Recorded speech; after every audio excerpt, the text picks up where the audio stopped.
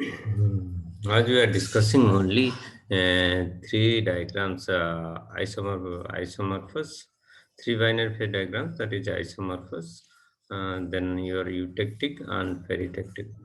So there is other reactions are there also, peritected, eutected, monotectic, synthetic. These are also in your course also. Here I'll show you the different diagrams and how the invariant reactions will be happen there under particular conditions. So start my screen sharing.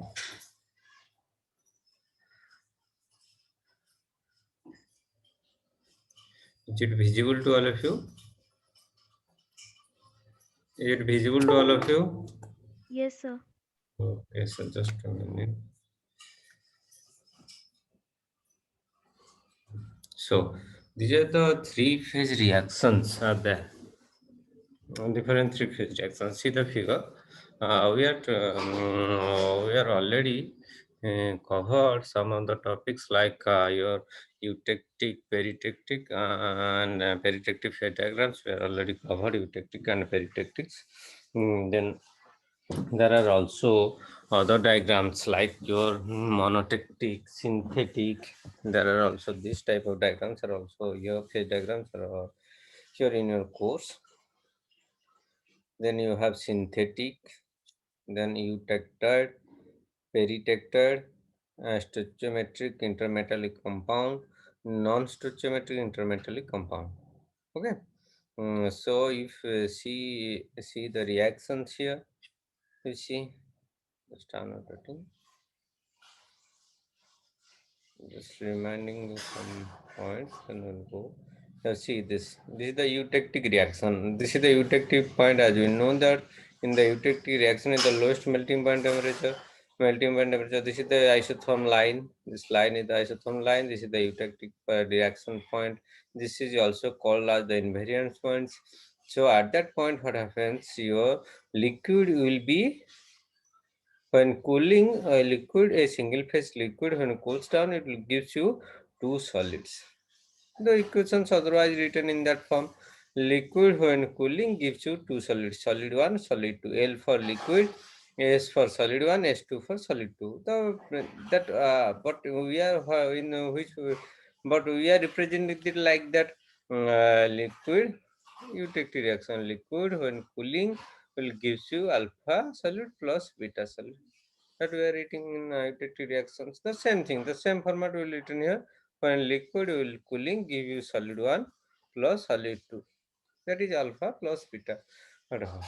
So similarly in if you see the peritectic reactions, if you see the peritectic reactions, this is also same manner. It is this is the peritectic reaction point. This point, the peritectic reaction point, in which we found that a liquid and a dual phase system, a liquid phase and a solid phase. The solid alpha phase will be, when cools down, will be converted to solid beta.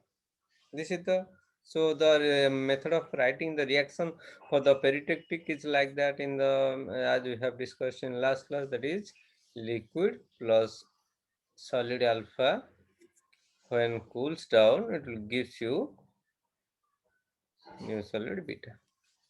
The method of writing is same, that is liquid, L for liquid, S for solid 1. When cools down, it will give us solid 2. This is peritectic reaction. Then we have monotectic reactions. The monotectic reaction is that what happens in monotectic reaction.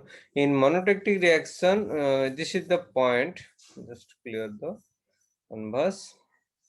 See, monotectic reaction point is that. This point is the monotectic reaction point. What happens in monotectic reaction? See that above that line, above this isotherm, that we have liquid, and below that isotherm line we have alpha plus liquid.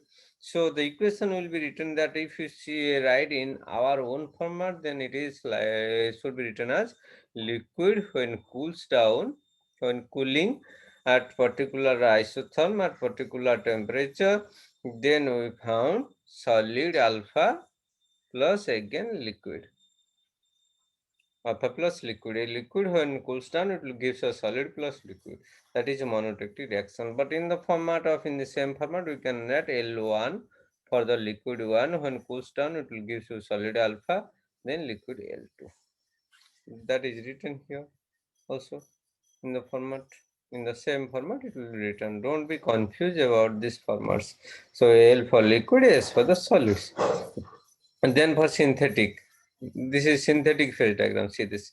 This is synthetic phase diagram. This is a synthetic phase diagram. The reaction point is there. Invariant reaction point is there.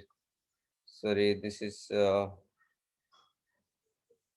invariant reaction point. See, this is that is the invariant reaction point. What happens at that point? Just see, above that isotherm there are two liquids, mixture of two liquids, L1 plus L2, and below that isotherm we have a solid phase region, single phase solid region, that is alpha. So the method of writing this synthetic phase diagram is that if you write in the usual normal format, then we can write liquid 1 plus liquid 2 when cools down at a temperature, it will give us a solid alpha, single phase alpha. But in the same format, we can write L1 plus L2 when cooling. That arrow towards the left to right, towards left to right is cooling. If you using this arrow in that direction, that is heating. That is the purpose of heating. The vice versa is always correct in the phase diagrams. The vice versa is always correct in phase diagrams, but the symbolic arrow is the representation of the reactions. When cooling, we are giving the arrow from left to right, it means when we are going for the cooling. So we will find a new solid, that is S1. So this is the method of writing the synthetic phase diagram. This is the invariant reaction of synthetic phase diagram. So similarly, if you see another important phase diagram is the eutector. This is eutector. We are already read eutectic. This is the eutectic. See, this is eutector. What happens in these two diagrams? What is the basic fundamentals difference between these two diagrams? See here. This is the eutectic reaction point. This point, my cursor is the. This is the eutectic reaction point. See here. This is the eutector reaction point. Please carefully mark this. This is eutectic reaction point. So what happens above the, what is the phase above the eutectic reaction point? So if you go above the eutectic reaction point, we find there is a liquid region, single phase liquid region. Similarly, if you go above the eutectic reaction point, we will find a single phase solid region, that is gamma phase. Single phase solid region. That means in eutectic reaction, we will find a solid region will cools down to two solids, alpha plus beta. Whereas in case of the eutectic reaction, there is liquid. Liquid region will be converted to your, will be when cools down, will be given you two solids, alpha and beta. But in case of your eutectic reaction, a solid will be formed to two solids, alpha plus beta. So the equation we can write in eutected format is that gamma, we will write in the format the gamma, sorry, I have to clear this. Gamma when cooling, this is cooling at eutectic temperature. Cooling at eutectic temperature give you alpha plus beta. But in case this is eutectoid, tectoid means solid. Tectoid refers to the solid phases. So if you write the tectic equation, eutectic equation, that is alpha will when cooling down give you liquid will give you alpha plus beta. See the difference in eutectoid. This is eutectoid and this is eutectic. Okay. This is eutectoid and this is eutectic. This is for eutectoid, this diagram, and this is for eutectic. So equation we can write in the other format also. And then in the same format, solid 1 when cools down gives you solid 2 plus solid 3. Both the solids are different. Solid 1 is the gamma and solid 2 is alpha and solid 3 is beta. So we can write S1, S2, S3. Okay. So after the eutectoid, we find the peritectoid.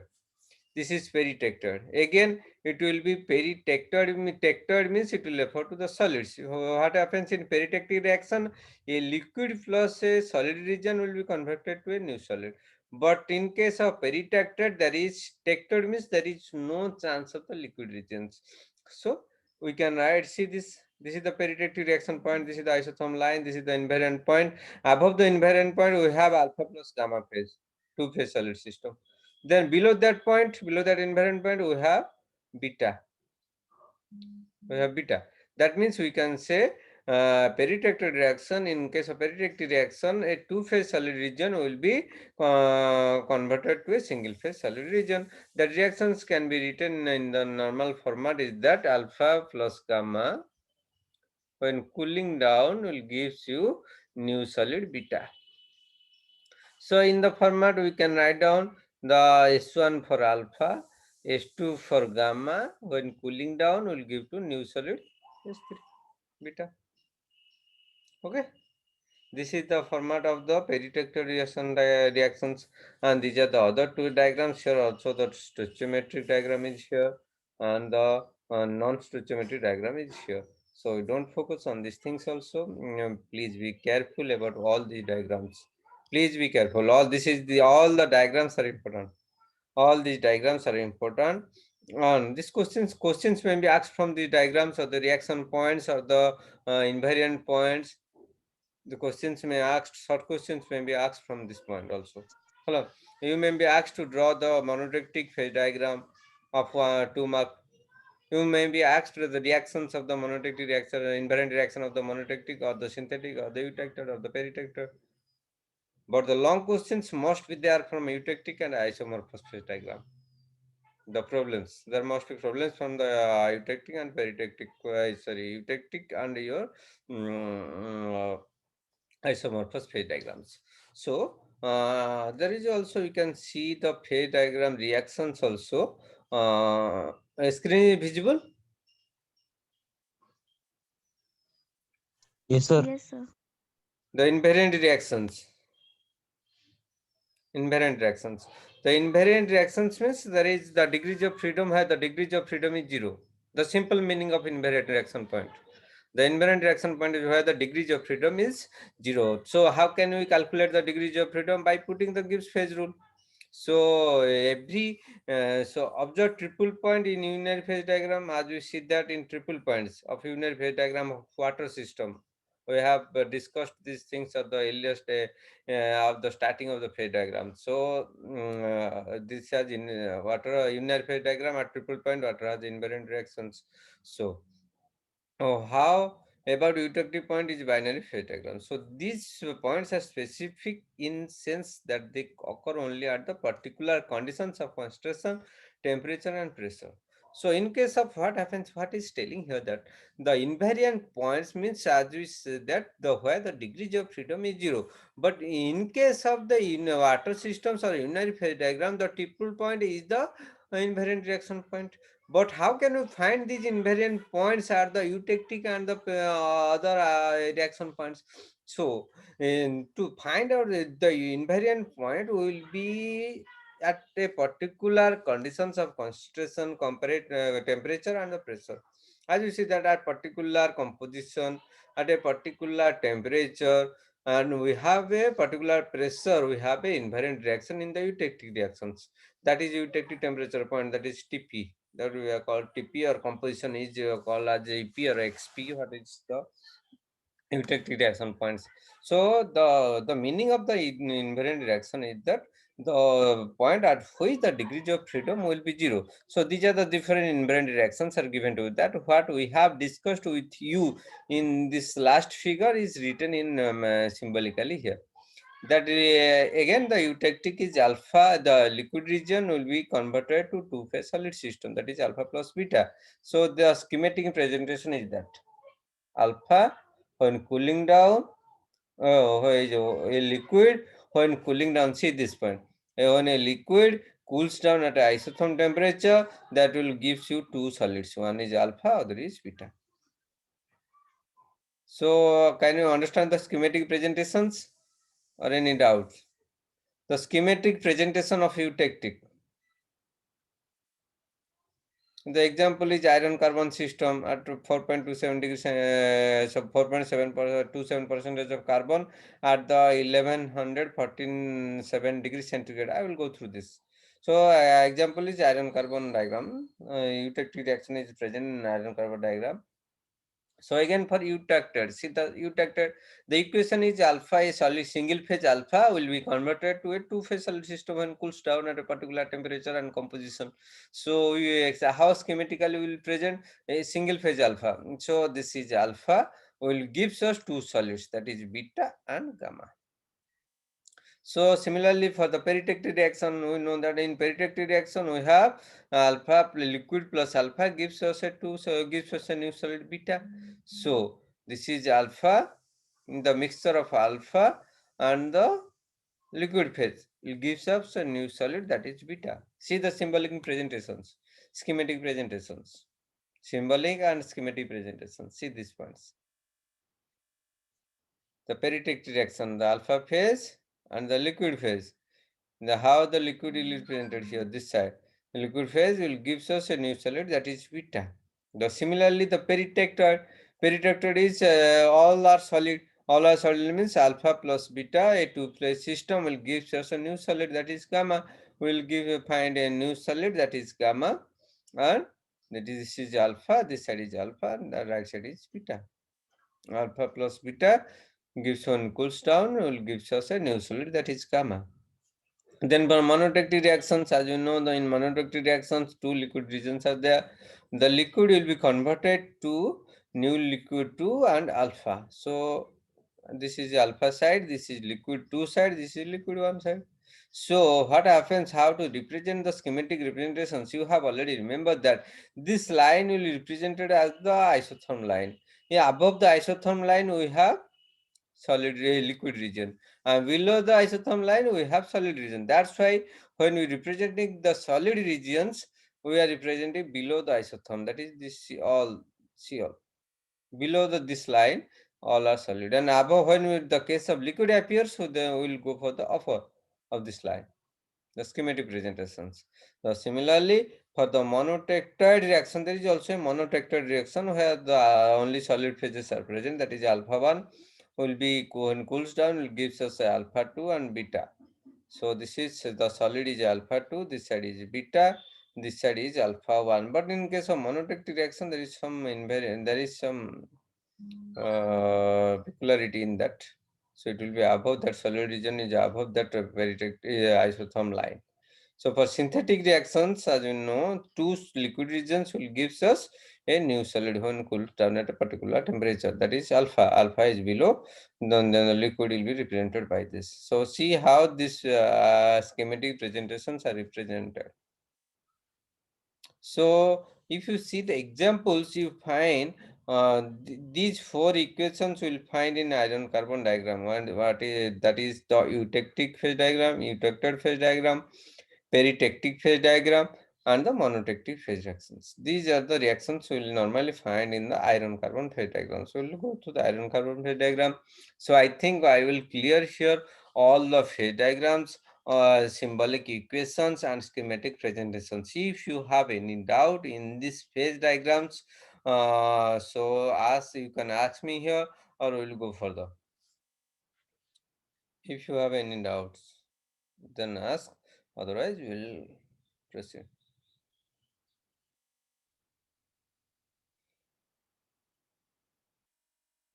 Before going to the iron carbon diagram, I want to cover some of the theoretical part of this phase diagrams. So that's why I will show you these slides, and this I will go through these subject areas. That is the one thing. Another thing, the intermediate phase. What is intermediate phase?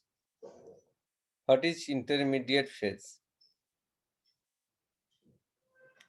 So in invariant reaction, as we see that in eutectic or peritectic reactions, we see that there are two types of phases are generally different. There are different types of phases. The most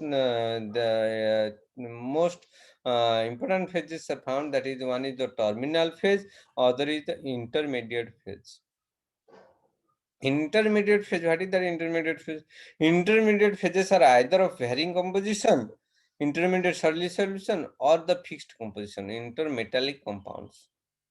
Intermediate, there are two types of intermediate phases are either varying composition. Varying composition means the may be intermediate solid solutions or fixed compositions. Intermetallic compounds, that is also known as the intermetallic compounds. Either intermediate solid solution or the intermetallic compounds. The occurrence of the intermediate phases cannot be readily predicted from the nature of pure components. So you cannot predict this intermediate phase. The intermediate compound differ from the other chemical compounds in that bonding is primarily metallic rather than ionic or covalent. So intermetallic compounds are found generally in the metallic bondings. So like the Fe3C cementite, that is a metallic, whereas the magnesium oxide is covalent. So we cannot found in magnesium oxide. We have found in Fe3 or cementite. When using the Lever rule, intermetallic compounds are treated like any other phases. In Lever rules, we cannot predict this, so we will make it as calculate it as the phases. So when there is a phase transformation, that is when we are talking about the liquid and solid, that will be transformed into maybe solids or liquids. That is the phase transformations. The phase transformations are of two kinds. Generally, the phase transformations are of two kinds. That is congruent and incongruent. The congruent transforms involves no compositional changes. There is no compositional changes. It usually occurs at a temperature, at a particular temperature. At a particular temperature, the changes will be, the transformation will occur. That is maybe allotropic transformation. Allotropic transformation means at the particular temperature, the composition will not change, but the phases will be changes. Melting of a pure substance. Melting of pure substance. Like the you can, if you, for example, you can consider the ice at 0 degree centigrade with changing in temperature, the phase will be changes.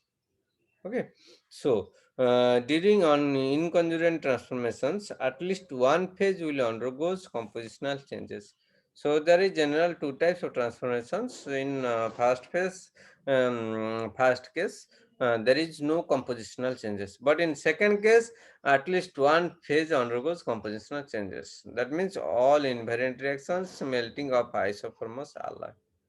That is in case of isomorphous allergy. So intermediate phases are sometimes classified on the basis of whether they melt congruently or incongruently. So this is the case of how the phase transformation occurs. The phase transformation occurs in two types, that is congruent and incongruent.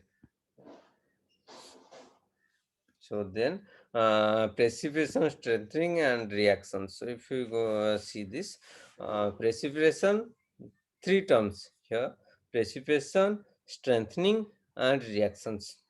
So a metal can be strengthened by obstructing movement of the dislocations. Second phase particles are effective. So when the process of adding any alloying element or rare earth element in the formation of a alloy, that is the case of hardening. So that means what happens there when you go for the formation of the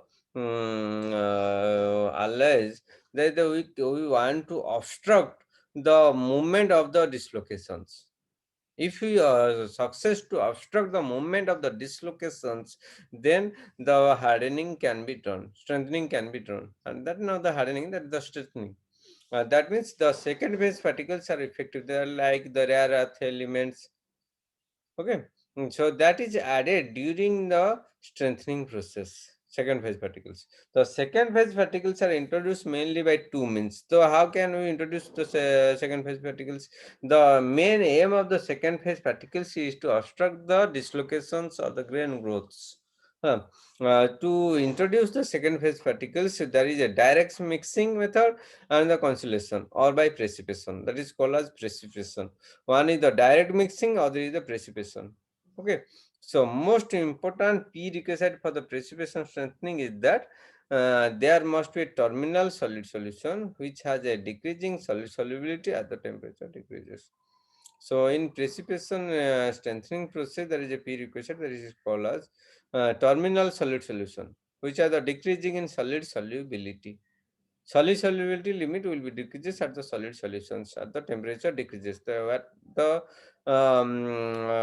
decrease in temperature, when we are going for the cooling process, the temperature gradually decreases.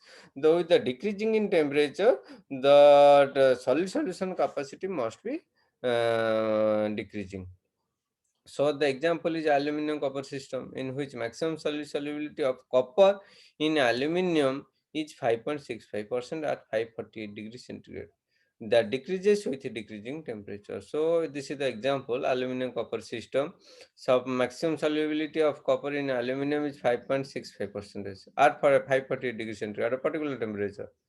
So it will be decreases along with the decreasing in temperature. So three basic steps in precipitation strengthening, that is the solutionizing, quenching and aging. How to precipitation strengthening a alloy system, a alloy. So that is, there is three methods, that is the solutionizing, second is the quenching and third is the aging method. So if you see the solution, what is that solutionizing? Solutionizing means solution heat treatment. The other name of solutionizing is the solution heat treatment, where the alloy is treated to a temperature between solvous and solidus temperature and kept that till a uniform solid solution structure is produced. So solution heat treatment means where the alloy is treated, alloy is heated to a temperature between solvous and solidus temperature. We know the what is the solidus and solvous lines in phase diagrams. So that particular alloy is heated in between the solidus and solvous temperatures and kept there till a uniform solution structure is produced. So we are not during the cooling processes, what happens normally, we are decreasing the temperature during the cooling process, we are going for the decreasing temperature. But what is said, we are not going for the during the decreasing we are not in for the solutionizing in between. If it is a solvous line, if it is solvous line and it is a, suppose it is a solidus line, at a particular heat temperature, at a particular alloy composition, for a alloy we have to keep that metal at that point. Alloy will keep that point in between that two temperatures and will not decreasing the temperature until a uniform solution structure is produced. We will not decreasing the temperature until that structure will be uniform.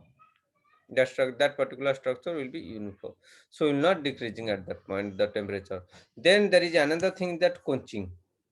What do you mean by that, quenching? Quenching is simply, if you someone is asking about quenching, quenching is nothing but a rapid cooling process. A rapid cooling process. Suppose we heat a metal. How? What is the method of cooling that metal? Suppose we heat a metal. You can say but you can say in a normal manner, layman manner also. You are all seen that cooking the food in your house. So when a metal we want to, when a metallic piece or when something we want to cool it rapidly, what you do? What you do normally? When you want to cool some elements or some whatever the foods cooked in your house, or you want to cook it rapidly, what you do there? You normally put into water. You normally put it in water. So this is the quenching process. So this is the quenching process. That means the rapid cooling process is the quenching process. The quenching may be done either dipping in any cooling medium or in water or any other cooling solutions. So the quenching where the sample is readily cooled to a lower temperature, the room temperature. Lower temperature means the room temperatures. Resultant produce supersaturated solid solutions. In generally, in quenching processes, we got high strengthens. The supersaturated solid solution, that is called the supersaturated solid solution. The another thing is the aging. Aging is the last but crucial critical step. In precipitation hardening, aging in the critical step 5, and during this heat treatment step, finely dispersed precipitate particle will form. In that aging, the finely dispersed precipitate particles forms. The aging, the alloy at room temperature is called the natural aging. And if you go for the room temperature, then it is called natural aging. Where at elevated temperature, it is called artificial aging. When we heat treat any metal, any alloy at room temperature, that is called natural aging. If the precipitation or the dispersed precipitate will come at the elevated temperatures, elevated means high temperatures, that is called artificial aging. Most alloys require artificial aging. Most of the alloys require artificial aging, and aging temperature is usually between 15 to 25% of the temperature difference between the room temperature and solution heat treatment temperature. So what is that aging temperature? Aging temperature is 15 to 25% of the temperature difference between room temperature and solution heat treatment temperature. So there is always a heat treatment temperature for all the alloys or the systems of different metals. So the difference between the room temperature and solution heat treatment temperature is the aging temperature here. So you can decide the aging of a material from this difference of temperature. So this is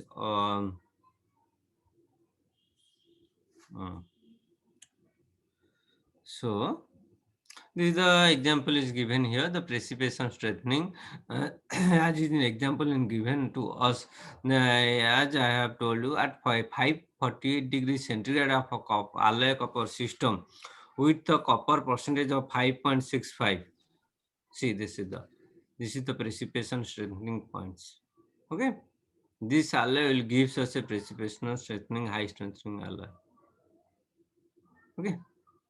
Aluminum 4%, aluminum copper 4%. This is 4% line is used to explain the mechanism of precipitation strengthening. This is the precipitation strengthening alloy. This copper is given as 4% of copper, but 548 degrees centigrade, the copper composition 5.65. Below that, we can go for the precipitation strengthening reactions. Okay.